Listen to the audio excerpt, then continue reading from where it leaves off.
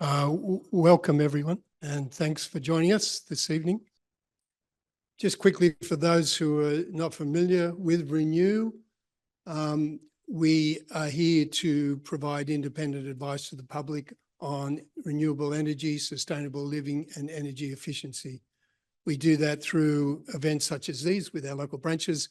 We have 2 great magazines, and we have quite a lot of other events. Our flagship event is Sustainable House Day. These webinars are recorded, and we have a huge store of those on our YouTube channels. We have our own branch YouTube channel, but the Renew YouTube channel has over 700 videos of different events and talks, so that's a huge resource. And just down the bottom, we had a talk recently on EVs, and that is available there. Our talk from last month with Norman Kozlowski, who's in the audience, we're still editing that, and hopefully that will be up on the YouTube channel soon. So now, anyway, I'd like to introduce Dr. Angelica Rojas, who from a founding director of Includesign and has significant experience in urban design, architecture, and regenerative design. Her firm is at the cutting edge of this in Australia. And I noticed the other day that they've been shortlisted in the patent book competition the New South Wales government has on for home design. So that's very interesting. But I'm sure Angelica has a lot to share with us. So if you could please welcome Angelica. Thank you. Thank you for having me here. Thank you to Renew and to the Inner West Council for this invitation and for all of you to spending this time and investing this time to share with us. I would like to start by acknowledging the custodians of the land where we're meeting today, and to invite everyone to acknowledge the custodians of the land where you are, for the people who are online. Here we're meeting the Gadigal and Wangal people land of the Eora Nation. I want to acknowledge the continuous care, love, and connection to the land, waters, community, and culture, and to take this opportunity to thank them for protecting this place, this land, and all her living systems since time immemorial. I want to pay my respects to their elders past and present, and I also want to express my deep desire to learn from their wisdom in caring for all forms of life. A little bit about my story.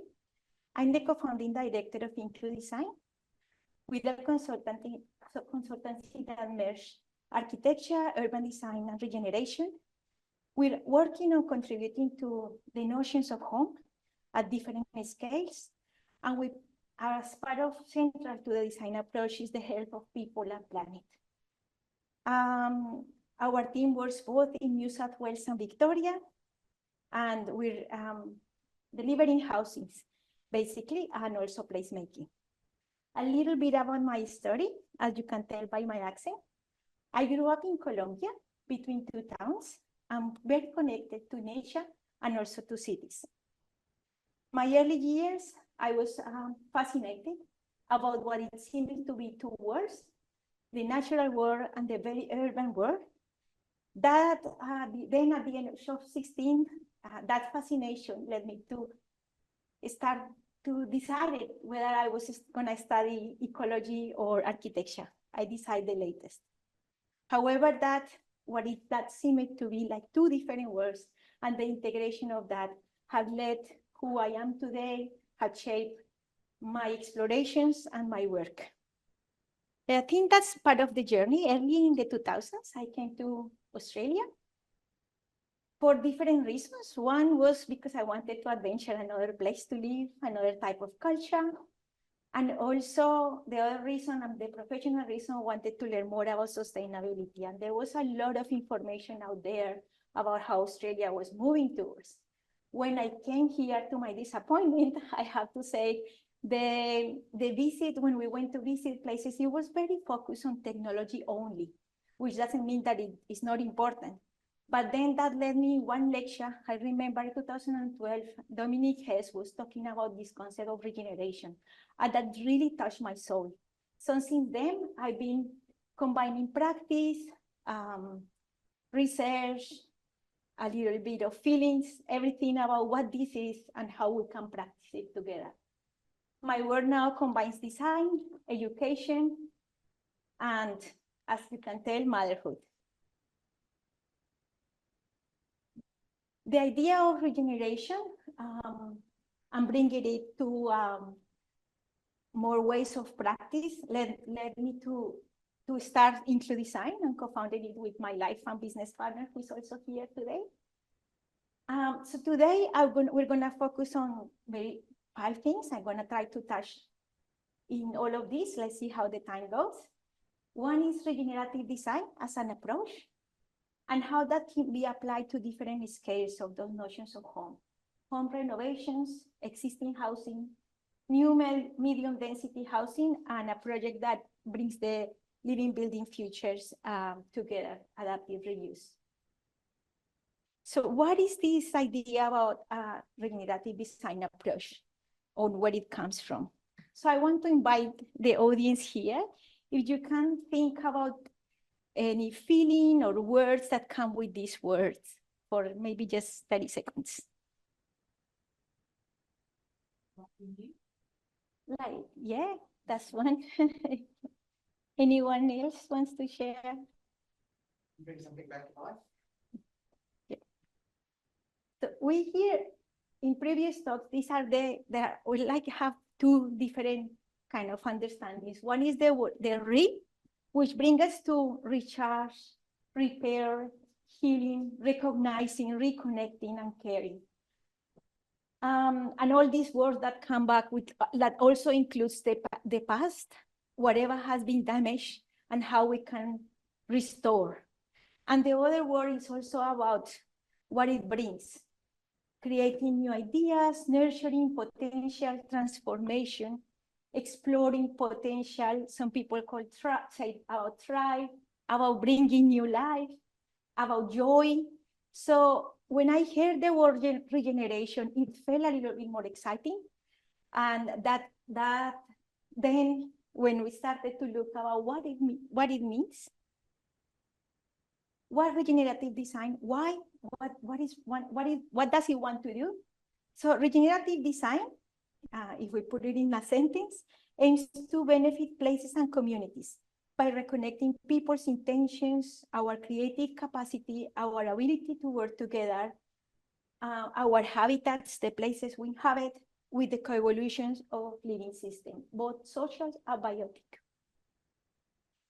And many authors or thinkers and researchers are saying we're in very important transition times. So we're living in between these 2 worlds, still living in between these 2 worlds. So we're moving from degrading systems and cultures to more regenerative systems and regenerative cultures, from a very mechanistic way of understanding life that comes from the Industrial Revolution, to a more ecological and holistic worldview, from the industrial growth society, as Johanna Massey said, to a more life-sustaining society, another talk about industrial age to the age of thrivability. But what is the difference of so we're moving from, but still have in between, this idea of separation to understanding that everything is interconnected. For very linear thinking of cause and effect, of using and wasting, to system thinking. From rationalism and control to caring, to nurture and enabling dynamics. From domination to these ideas of collaboration, reconciliation, and contribution. Because what has happened is that we understood mechanical systems and became really good at creating technologies, but mechanical systems were very different to living systems. So we can put apart things, a machine can be replaced, you can put a part back. But if we take a flower and put it pieces together, there is no way to bring it back. However, all the thinking that we have developed through understanding mechanical systems to developing technology can be channeled to reclaim our place, to serve those living systems and the health of those living systems that we are part of. So the other key things about regeneration that I really like is that it's an approach that doesn't diminish what has been done before. So it places, projects have both degenerative aspects as well as regenerative aspects, our lives as well. We consume, we can give back. But the way this approach places it together is about integrating our consciousness from anthropocentric to integral. So how can we move towards more regenerative ways of living, but at the same time understand that all of these steps, energy efficient, the ways about biophilic design, trying to be inspired by nature, sustainability, and restoration or ecological design are part of a trajectory that is moving us towards regeneration. And all of them have a place to contribute. So another part of regenerative design is how it integrates ancient wisdom with emerging knowledge. Is this idea that people are part of nature has been here for millennia. So it's not really new, it's inherent to us. And it can be placed, you can trace it in any of the First Nations message around the world. That's an inherent part, and it's about learning about how to reconnect and bring us back to that idea. It's place-based wherever possible. It's context and project specific. And particular to what we do is caring beyond the physical outcome. It includes processes and relationships. The design process is a key time where many ideas come to, many people come, regulations, systems, perspectives come together. Yes, planning permits, construction permits, all of that. But it's also a key moment where people are open to explore.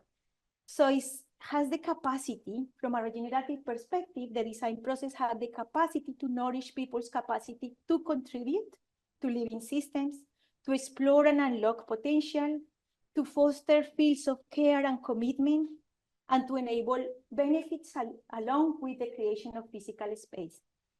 It's a time to encourage dialogues, to understand what we agree upon and what are the differences that we have, and finding ways to move forward. And some ideas about home renovation, so how we can bring it to our homes. So again, this is a concept that evokes different meanings depending on your culture, the household configuration, live experience. So it seems universal because it's present in every culture, but at the same time, it has very personal and intimate meaning. So I will also open the room to any idea that comes to mind or feeling when you have this word.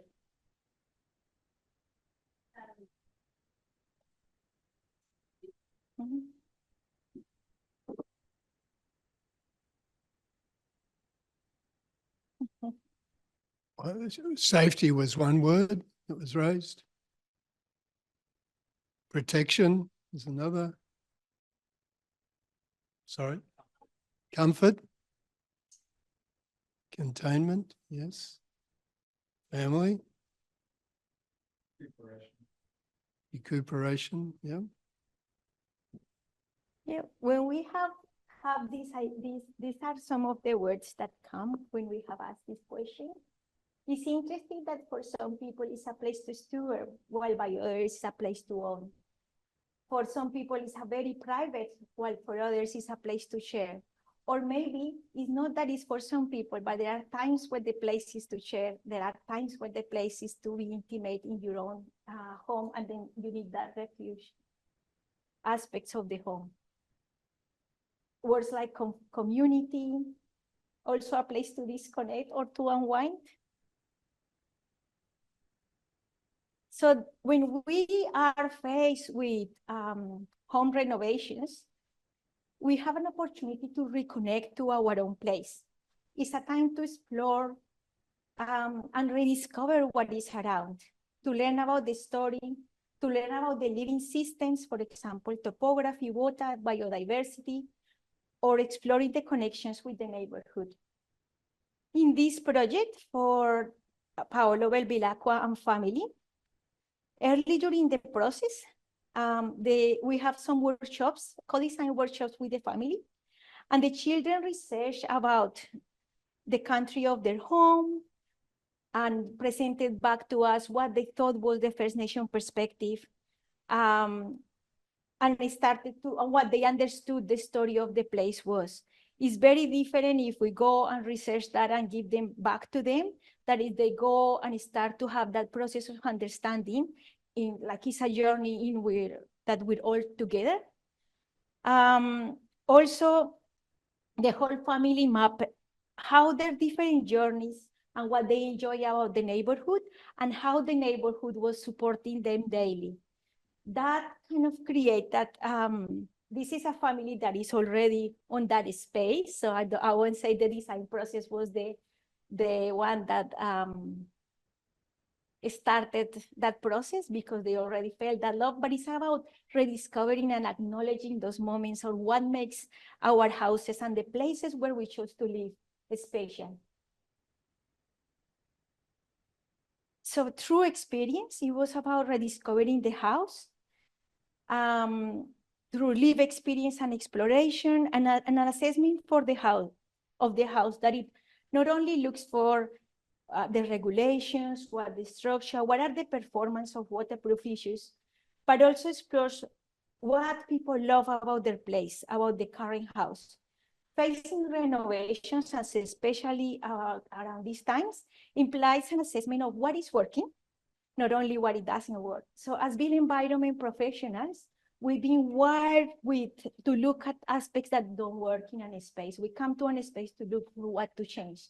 And these times really challenge us to change that perspective and also to start looking for what is actually working and start to really dig deeper about what is working, what the house, what people love about this place, and what are the parts that actually don't need to change much. Also, this idea that we can explore the place not only during one particular time, but temporality. So the children also map how, and the family map how they use the space at different times of the year and different times of the day. It's also a time to explore potential, to explore our aspirations on how the project can support health and comfort and our daily ways and daily rituals in a home, and also allowing time to dream about what is possible at different levels for the family, for the project, and how the project can have a decision-making link to the neighborhood, to the ecology. How, for example, can the project support local businesses, or can the project support biodiversity? It's a time to have a deep dive into the purpose of why we want to renovate and to activate our own agency and also the agency of that project. That seems as another living thing. It provides a touching stone where challenges arrive during the process through guiding principles and outlines what is essential. What are the core elements that no matter what you want to keep? It develops capacity within the household and beyond, and outlines how you can contribute. Also, it's a time to define what are the sustainability objectives, what is important, how you want to treat water, etc. So there are some frameworks that I'm going to talk about that later, but are you going to go for an inhabit, retrofit, or you're going to use one of those frameworks to guide the process? So this house, the process of this house, this home renovation, it has strategic interventions to transform the house while preserve most of the existing fabric, preserve all the permeable areas of landscape, improve connections and created a better connection to the neighborhood, to the street. That's our during construction time. It's a very modest renovation that is achieving a lot. It improved the thermal comfort. improve indoor quality ventilation, daylight, and connections to natural elements, reduce energy consumption, and have strategic interventions to improve the house. During the process was also the opportunity has a family history that they wanted to preserve. And instead of being converted into maybe being converted and demolished, they kept as much as the building fabric, but also really improved what was inside, especially the indoor quality, etc. But also contributes to the place. So it's giving back the garden to other people, and with this idea of stewardship and contributing and inspiring others. It blends nature in and yeah, so I don't have the address here just for privacy reasons, but this is the fresh product that has been produced in seasons in this house. Importantly, is also thinking about life stages of the house, how that can support you as life evolves. So they develop, or people develop something with her family. This is her own house. How could support what they now have young children? So the house supports that. Then they have aging parents, how that encourage that independence, and what the walls needed to have to reinforce and allow for different devices to make it more accessible. When the kids are young adults and want independence, how the house is going to support them. And as the time goes, downsizing, what it will mean and how they can accommodate other people in the future. So it's thinking in different times and temporality. It's very important that they align or they feel connected with the architect, hopefully having an early contractor involvement, bringing the builder very early into the conversation has a very impactful effect. And different consultants, bringing different minds at the beginning. Building a team that shares the values means it's much easier to deliver what you want. So my key recommendation of what we do is to try to, there is a growing number of professionals and organizations that are looking to make the world a better place. And this is growing. So they're not maybe easy to find, but there are platforms like Renew, like the Living Challenge, Australia Passive House, Habitat, that are looking for that are showcasing people who are already talking the language of contribution or how to improve, of help, of comfort. So it's looking for those opportunities to connect with them. So renovating, what is important? It keeps the embodied carbon, but also the embodied story of places. Retrofitting, for example, to transform the houses to make them climate ready. So buildings, we spend like 90%, 80 to 90%, the average person spends that time indoors. So buildings can boost our health or do the opposite. Indoor quality and comfort and how to contribute to your place. So I finished that existing homes. Let's see how are we still okay with the next. I'm gonna present a project that really inspired me or inspired us. Is not from our firm, it's from Kennedy Nolan in Melbourne, but they're retrofitting apartment buildings, existing walk-ups in Melbourne. So what is special about this place? Well, that can have a ripple effect to really lock in carbon, but also to make beautiful homes. So I'm going to talk a little bit about their process and what makes it special. They have consultation with the Injury Council and the elders that led the name of the building. They have a small and strategic interventions that create collaboration and alignment, early contractor involvement.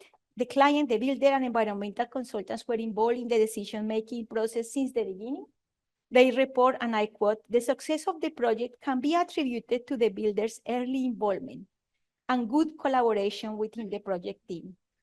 And the vision is to create a prototyping for retrofitting of an existing infrastructure that is everywhere in our cities here in Australia. So this is something that could really create a different story.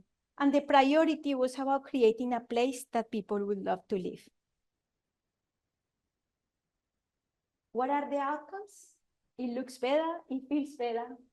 It replaces large concrete surfaces with permeable landscaping, edible gardens and communal spaces. It improves the thermal comfort, it's giving better housing to people. It has built to rent, including affordable housing below market rates. It's energy positive, it's creating more energy than what it consumes. And it also is very interesting, their strategy about materials. It was about retaining, repurpose, and recycling. And any new material was their carbon while they were produced or salvage materials. The planning portal where you can find lots of details about this project. It's really inspiring. And the most important part is like it might create a ripple effect in Australia. They remove the car parking because it's very well located and have access to transport. And I think that could there are many well-located buildings like this that could make a different story. So now I'm going to talk to a project. I will come back to Includesign then. Is new medium density housing. We've been part of a project, this case study is Fuchsia Homes Victoria. So it's replacing, for example, two existing houses in the standard lots for 15 to 18 new homes. Using the existing network, the existing facilities, services, and infrastructure, and are enabled by a fast-track planning process. And with the purpose to enrich the vitality of existing suburbs and being a good neighbor. So it shouldn't be detrimental to the neighborhood. It should enrich the neighborhood, but also bring more homes and designs that are adaptable to different contexts. Our approach to this challenge, we were one of the winners of this competition. So we've been developing this for Victoria during the last 4 years. And now it's a statewide policy that enables a fast-tracking planning approach that needs to comply with high levels of sustainability, high levels of livability, or how to respond to place. So what we applied system thinking. So in this, we were not place-specific because it was a pattern that needed to be. But still, we can apply the same thinking that goes into regenerative design into different projects. The sustainability strategy support comfort, health, and also biodiversity. And there are special strategies to foster also community connections, relationships, and well-being. So again, looking at system thinking, how this can be connected to the different living systems that will support, can include native plantings. This year, we're very happy that this is happening. This is developing 15 units complex in Shepparton. So what is this? It's a collaboration. This project highlights the collaboration between different organizations that are purpose-driven, including Beyond Housing, Rumbalara Aboriginal Cooperative, Vision Care Victoria, and Primary Care Connect. So their vision is to provide well-designed, safe, secure, and affordable housing with continuous, and that's what I love about this project the most, with continuous support services to help people who have lived difficult times to rebuild their lives. The project achieved through this has a completely different orientation. So we needed the concept was there, but then it needed to be adapted to respond to place. And finally, I want to finish with, and then now before, thank you for saying about the pattern book. So now we're working on a similar project, different but similar, in the pattern book competition for New South Wales, that is also led by the New South Wales government. And I want to finish this talk with this adaptive reuse project, because I think it brings a lot of those ideas together into place. So This project aims to surface the story of place wherever possible. So we call it the story between two creeks. The traditional custodians of the land are the Kurun Yang Baluk and Marik Baluk people of the Kulin Nation. It's in Luma, Sunshine, North Victoria.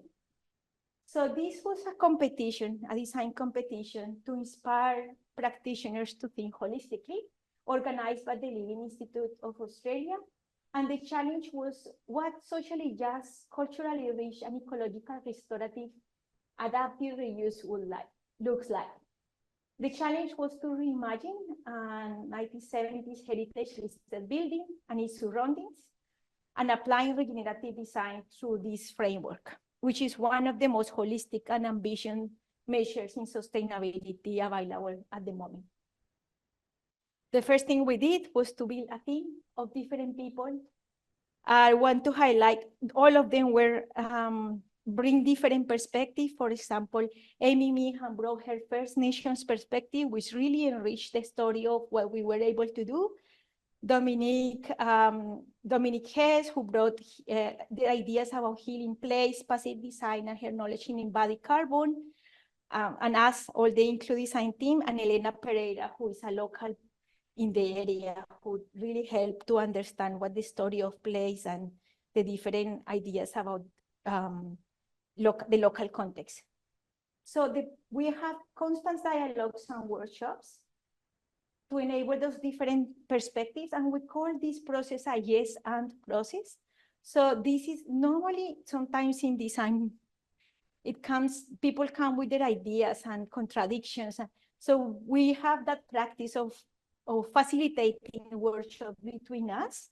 It was an anonymous competition, so we couldn't go to community to ask, but that was really helpful.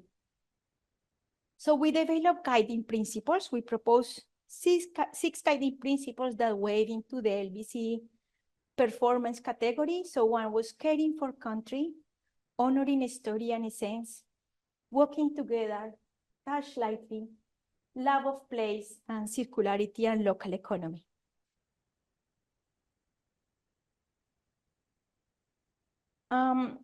So as you can see, the idea of creating a caring for country plan and propose that opportunity to explore the building and the landscape as a relational hub to evolve a culture of cooperation, places to connect, to learn how to care for country, what to plant, how to share, how to fix, and how to build. And the landscape program includes areas such as the reconciliation gardens, a frog pond, an orchid garden connecting us to the 7 seasons. It was about an opportunity to bring back fertility and fire.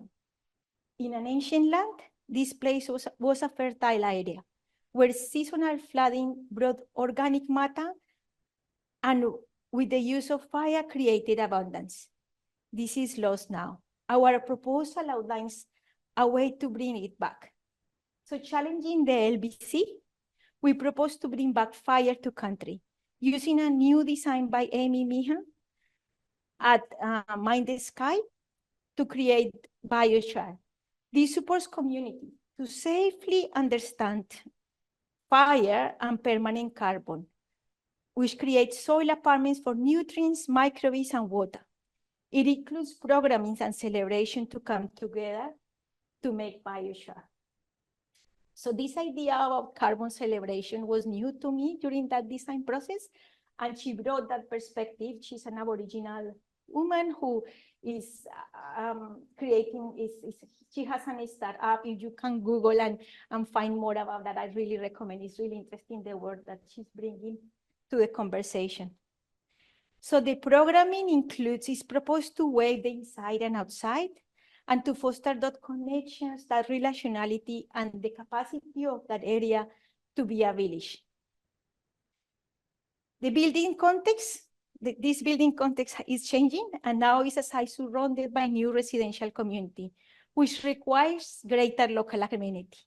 So the design carefully responds carefully to its context, becoming a meeting point and a social hub with active transport connection by the creeks and the energy park across the road, fostering both green transport and environmental living. The potential here of touch a building lightly and to honor its heritage. Our design purposely changed as little as needed to restore the building and enable a place fit for the future. A place that is able to have different activities and to foster well-being, health, joy, and connections to the outdoors. Creating delightful moments, such as this Lightwell garden located strategically as an acupuncture point to heal the building, to bring natural light, connections, and joy.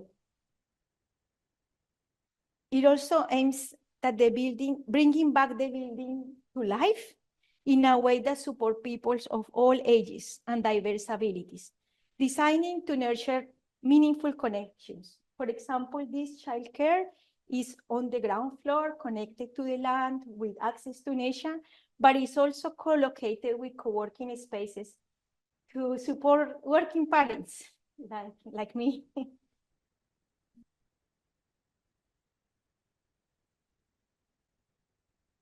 Between Two Creeks is about connecting, caring, and enjoying, and the project aims to surface the story of place wherever possible. The two creeks that surround the site were in this place before the factories, before the roads, before the car park. So imagine them rehabilitated, full of life and tranquility, offering moments of nature connection on a local commute and daily stroll or play. The ability to nourish the local capacity, including First Nations and local business. So the process of regeneration of place and the building is also about bringing back fertility socially, connecting local businesses and social enterprises to the creation of this project and enabling a circular economy around it. So when we were looking at materials, we first looked about what was around. So that is applicable to home renovations, what it is within the area. Are there First Nations businesses that are in the area that can also be part of the procurement process? Is there any recycling or recycling businesses around? So the first, any new materials, first keeping as much as possible. If we went for something new, then look about what was nearby. Then if it was not nearby, then within Victoria, because this project is in Victoria. And if it wasn't around, then it has to have either declared, so some sort of environmental certification that was connected to it. Declare green tag or GECA. So that brings me to the end. Thank you so much. Thank you, Angelica. A lot of inspiring ideas there. So I'm sure there's some questions on the floor. Just on a couple of the projects there, the one that was an apartment building, that was owned by a developer client rather than individual apartment owners? Yeah, it's a client who is now looking for build to rent. So yeah, it was a particular. So I guess having a client that for most of these projects, does the driver to make it regenerative come through the client, or is it something that say a consultant team might suggest to the client, or it varies? I would think that is both ways, but if somebody's already thinking about contribution, about what to make, they might be using words like sustainability, climate action, regeneration. Doesn't matter what's the word, but if the intention is to make them the project and contribute with the project to the health of planet and people, then usually you need a client who really wants to make it happen. Otherwise, that's very difficult. Yeah. But the architect, the consultants, all of these people also contribute to either enable that conversation to continue or to hinder it. Well, thank you, Angelica, for your presentation. That was fantastic. I wish I came to something like this before I did my renovation, and I might have made slightly different choices. Now, I emphasize on might have because budgetary constraint is a reality we live with. You know, when I was building, I knew I had a budget and I had to work towards it, and that became the primary objective of finishing the project. Do you come across that? Because building better does cost more upfront. How do you deal with that when you come across it? And do you have any ideas around how we overcome that? For example, you know, if the government provided some incentive to build better, if they came in and say, okay, well, if this project meets certain criteria, then we might be able to provide some sort of incentive. Is that something that you've come across? Is it something that you might support? I just wanted to know your views on that. Yeah, that's a very interesting question, and we come with this conversation very frequently. So when there is a project, there is a budget, and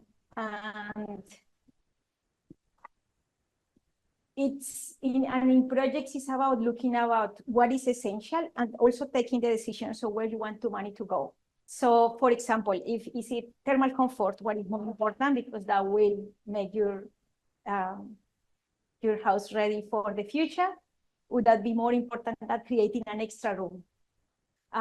So it's about, you know, thinking about how to, is making my house larger more important than making it more comfortable? So I think that's those sort of conversations. I won't say that any budget could do anything, because there are also limitations, and I definitely understand the constraints, and especially in recent years where the labor and construction materials were important, what is essential or what can be staged. So all of those things come into the conversation when we have budget constraints.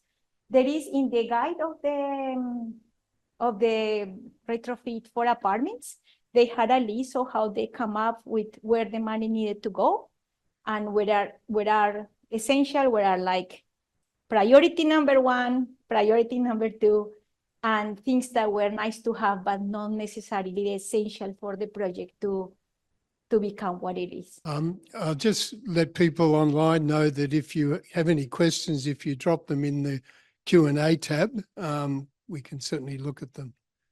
I've got one question in terms of, I guess the big challenge is how we get this approach applied on a bigger scale, on a precinct scale or a subdivision scale, because often the decisions made then can do a lot of harm in terms of trying to make connections and restore the environment.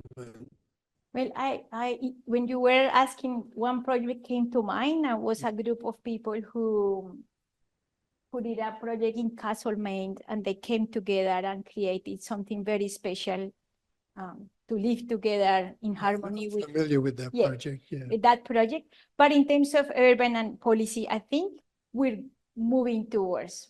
I don't think I can give you an example of regenerative urban precinct just yet.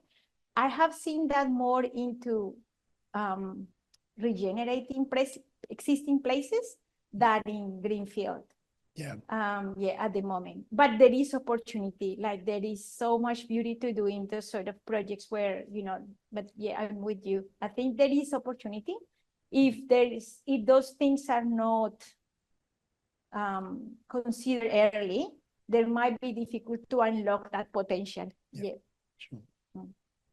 Okay, I have another question. Okay, if there's no more questions, I think we'll bring it to close. And it's been a really interesting talk. So if you could please thank Dr. Rojas for the talk.